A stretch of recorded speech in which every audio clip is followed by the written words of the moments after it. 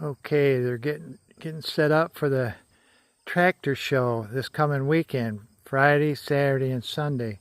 Friday, they're going to bring all the local school kids and demonstrate all the equipment and what it did, what it was for. And then Saturday, that's when the actual show for the general public. They'll have food and demonstrations and showing off all their equipment. And then Sunday, they're going to have a tractor pull. So here's some old equipment.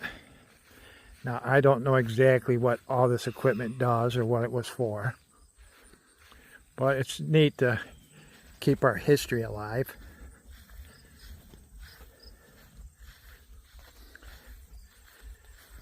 You got one here, donated by the Sterling Farm, Jerome, Michigan, in memory of Dr. Sterling. Here's some more equipment. I hear a tractor coming now.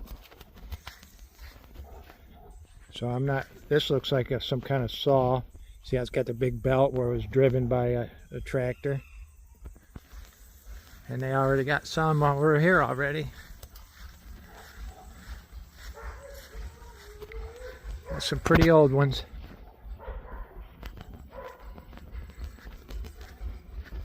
John Deere 60 power steering, 1955.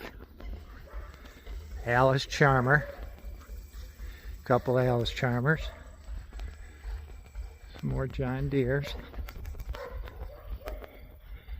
Yeah, these guys, they're really into these tractors. They keep them nice and shiny. Keep them in the barns, garages, or whatever. This big wheel here, that's how you start it. See what we got here, a Silver King. Never heard of a Silver King.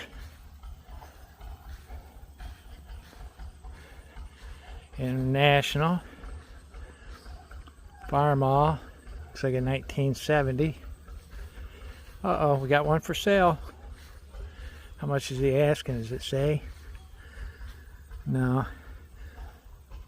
1960 model, Farmall 340.